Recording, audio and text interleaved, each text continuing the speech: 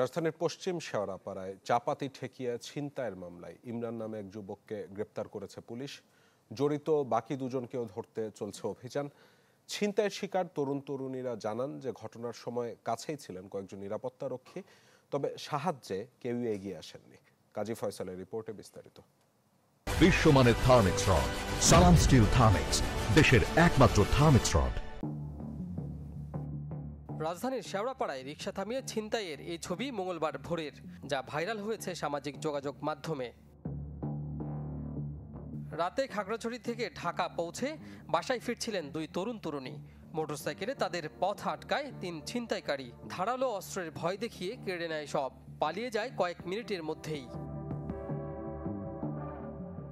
ছিনতাইয়ের শিকার বেসরকারি বিশ্ববিদ্যালয়ের শিক্ষার্থী অং মার্মা জানান, আশপাশে কয়েকজন নিরাপত্তা রক্ষী থাকলেও এগিয়ে আসেননি কেউ। এখন তো বাসা থেকে বের হইতেও আমার ডর লাগতেছে, মানে বাসা থেকেও বের হয় না, টোটালি বের হয় না। যখন ইমার্জেন্সি দরকার তখন আমি বের হই। অং মার্মার সঙ্গে থাকা অচিনা চাকমা বলেন, চাপাতি দেখিয়ে অলংকার সহ মূল্যবান জিনিসপত্র ছিনিয়ে নেয় দুর্বৃত্তরা। গলার সামনে বলতেছে এভাবে করে বের করো, বলতেছে যা কিছু আছে সব কিছু বের করো। তারপর আমি তো ভয়ে এভাবে আছি, তারপর কেড়ে নিছে, আমার থেকে সবগুলাই কেড়ে নিছে। ঘটনাস্থলের সামনেই এই ব্যবসায়ীর প্রযুক্তি পণ্যের প্রতিষ্ঠান। সিসি ক্যামেরার ফুটেজ দেখিয়ে তিনি দাবি করেন, এই এলাকায় এমন ঘটনার নজির কম। আমরা টোটাল ইনসিকিউর। পুলিশ প্রশাসন কই, টহল কেন দিচ্ছে, কেন দিবে, কেন আসবে, কিসের জন্য আসবে, এগুলো যদি আমরা এখন বলি জনসম্মুখে, অনেক প্রশ্নের সম্মুখীন হতে হবে। মিরপুর মডেল থানার মামলায় এরই মধ্যে গাজীপুর থেকে ইমরান হোসেন শাকিল নামে এক যুবককে গ্রেপ্তার করেছে পুলিশ। বাকি দুজনকে আটক করতে চলছে অভিযান।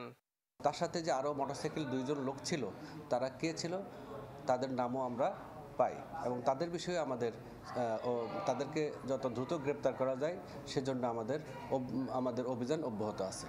এদিকে ভাটারায় গুলি ছোড়ার মামলায় আলিনুর পাবেল নামে এক যুবককে গ্রেপ্তার করেছে ডিবি। কাজী ফয়সাল, চ্যানেল 24, ঢাকা।